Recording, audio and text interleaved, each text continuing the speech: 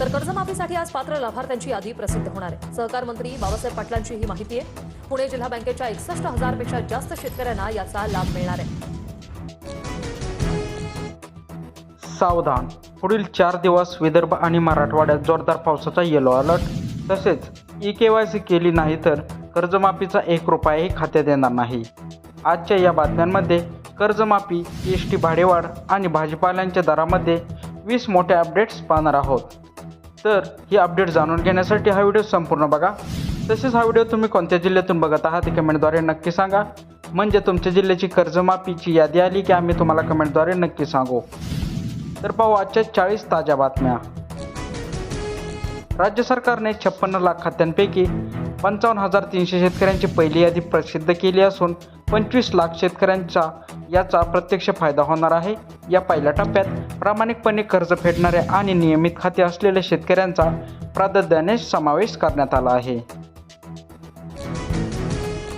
यादीतील पात्र शेतकऱ्यांच्या बँक खात्यात 30 जुलैपूर्वी कर्जमाफीचे अनुदान थेट डीबीटीद्वारे जमा होणार आहे। बँक अधिकाऱ्यांना 30 जुलैच्या आत सर्व तांत्रिक प्रक्रिया पूर्ण करून पैसे हस्तांतरित करण्याचे कडक निर्देश दिले आहे। यामुळे ऐन खरेदीच्या हंगामात शेतकऱ्यांना हातात पैसा मिळाल्याने मोठा दिलासा मिळणार आहे। अध्यादेशात विशेष दुरुस्ती करण्यात आली असून आधी तांत्रिक कारणांमुळे अपात्र ठरलेल्या शेतकऱ्यांनाही आता कर्जमाफीत सामावून घेतली जाईल। जुन्या अटी व शर्तीमध्ये शिथिलता आणल्यामुळे ज्यांच्या अर्जात त्रुटी होत्या त्यांना दुरुस्तीचा पुन्हा संधी मिळणार आहे। या निर्णयामुळे राज्यातील हजारो वंचित शेतकऱ्यांच्या आशा पल्लवित झाल्या आहेत। आधार प्रमाणीकरण, ई-केवायसी आणि ग्रीन स्टिक पोर्टलवर नोंदणी पूर्ण केल्याशिवाय कर्जमाफीचा लाभ खात्यात मिळणार नाही। अनेक शेतकऱ्यांची नावे यादीत असूनही आधार लिंक नसल्यामुळे पैसे अडकण्याची शक्यता निर्माण झाली आहे। त्यामुळे शेतकऱ्यांनी लवकरात लवकर जवळच्या CSC केंद्रावर जाऊन ई-केवायसी पूर्ण करण्याचे आवाहन करण्यात आले आहे। सांगली जिल्ह्यात 57,000 शेतकऱ्यांना कर्जमाफीचा प्रत्यक्ष लाभ मिळण्याची प्रक्रिया वेगाने सुरू आहे। जिल्हा बँकेकडून सर्व खात्याचे सत्यापन पूर्ण झाले असून अंतिम मान्यता देण्याचे काम सुरू आहे। या योजनेमुळे जिल्ह्यातील कृषी क्षेत्राला पुन्हा आर्थिक गती मिळण्यास मदत होणार। पुढील 4 दिवस कोकण व घाटमाथ्यावर प्रचंड पावसाचा जोर वाढणार असून अनेक नद्यांना पूर येण्याची शक्यता आहे। कोल्हापूर सुरू असलेल्या धुवांधार पावसामुळे नदीकाठचे 5 बंधारे पूर्णपणे पाण्याखाली गेले आहेत। प्रशासनाने नदीकाठच्या आणि आपत्कालीन क्षेत्रातील नागरिकांना सतर्क राहण्याचा इशारा दिला।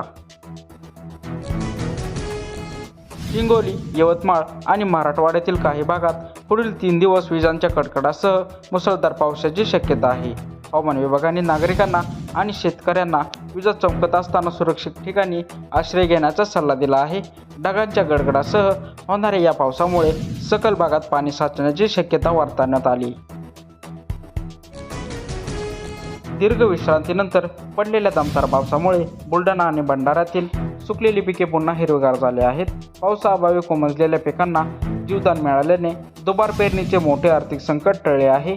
यामुळे शेतकरी वर्गात आनंदाचे वातावरण पसरले असून शेतीच्या कामांना पुन्हा वेग आला आहे। बाजारात सोयाबीनची आवक घटल्याने आणि आंतरराष्ट्रीय मागणी वाढल्याने प्रति क्विंटलला 7,515चा सर्वोच्च दर मिळत आहे। चांगला भाव मिळत असल्याने शेतकरी आपल्या साठवून ठेवलेल्या सोयाबीनची विक्री करण्यासाठी बाजारात गर्दी करत आहेत। व्यापाऱ्यांच्या मते आगामी काही दिवसात सोयाबीनचे भाव स्थिर आणि आणखी मजबूत राहण्याची शक्यता आहे। गोंदियात तारण योजनेमुळे धानाला 460 तर बाजारात जुन्या धानाला 3,000 रुपये प्रति क्विंटलला दर मिळत आहे। सरकारी तारण योजनेमुळे व्यापाऱ्यांची मक्तेदारी मोडीत निघाली असून शेतकऱ्यांना थेट नफा मिळत आहे। या चांगल्या दरामुळे धान्य उत्पादक शेतकऱ्यांना आर्थिक स्थिती सुधारणा होत आहे। आठवड्याभरात केळीचे थेट प्रति क्विंटलने आल्याने केळी उत्पादक शेतकऱ्यांना मोठ्या संकटात सापडले आहेत। अचानक झालेल्या या घसरणीमुळे वाहतूक आणि काढणीचा खर्च निघणेही शेतकऱ्यांसाठी कठीण झाले आहे। सरकारने या प्रकरणात हस्तक्षेप करून केळीला हमीभाव आणि अनुदानाचे द्यावे अशी मागणी केली जात आहे।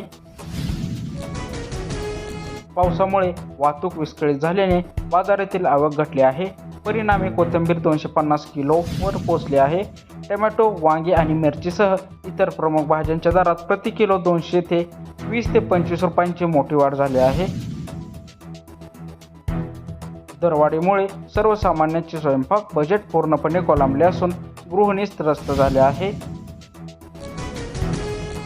रत्नागिरीतील 25 बागायतदार शेतात अवघ्या 48 तासात 88 कोटीचा पीक विमा परतावा जमा करण्यात आला आहे. प्रशासनाने अत्यंत वेगाने पंचनामे आणि प्रक्रिया करून हा विमा वितरित केला आहे. आंबा व काजू बागायतदारांना झालेल्या नुकसानीची भरपाई वेळेत मिळाल्याने त्यांनी समाधान व्यक्त केले आहे. राज्य शासनाच्या शेतकऱ्यांसाठी अत्यंत अल्प दरात केवळ 6 रुपये पीक विमा कवच घेण्याची लागू योजना केली आहे. नैसर्गिक आपत्ती, दुष्काळ आणि अतिवृष्टीमुळे होणाऱ्या नुकसानीपासून पिकांना संरक्षण मिळण्यासाठी ही योजना अत्यंत महत्त्वाची आहे. अधिकाधिक शेतकऱ्यांनी अंतिम तारखेपूर्वी आपला पीक विमा अर्ज भरण्याचे आवाहन करण्यात आले आहे. अकोला जिल्ह्यातील 73,000 शेतकऱ्यांचे तब्बल 985 कोटी एवढे थकीत वीज बिल माफ करण्याचा निर्णय झाला आहे. या निर्णयामुळे महावितरणाकडून वीज कनेक्शन कापण्याच्या भीतीमुळे शेतकऱ्यांना मोठा दिलासा मिळालेला आहे. थकबाकी माफ झाल्याने शेतकरी पंपांना नियमित वीज पुरवठा मिळण्याची मार्ग आता सुकर झाला आहे. शेतीपंप वीज बिल माफ योजनेसाठी लावलेल्या 7.5 ESPची मर्यादा ही आणण्याची आणि चुकीची असल्याने शेतकरी नेत्यांचे म्हणणे आहे. जर सरकारने ही अट रद्द केली नाही तर राज्यभरात तीव्र शेतकरी आंदोलनाचा कडक इशारा त्यांनी दिला आहे. पावसामुळे दीर्घकाळ मांडलेल्या ओढीमुळे मराठवाड्यात तब्बल 32 लाख हेक्टर जमिनीवरील पिके करपून गेली आहेत. त्यामुळे शेतकऱ्यांवर पुन्हा एकदा नांगरणी करून दुबार पेरणीचे करण्याची वेळ आली आहे. बियाणे आणि खतांचा खर्च करावा लागत असल्याने शेतकरी पूर्णपणे कर्जबाजारी होण्याची शक्यता आहे. तरी ह्या होत्या आजच्या 20 ताज्या बातम्या. तुम्ही हा व्हिडिओ कोणत्या जिल्ह्यातून बघत आहात कमेंटद्वारे नक्की सांगा. चॅनलवर जर नवीन आला असाल तर चॅनलला सबस्क्राईब करायला विसरू नका. धन्यवाद.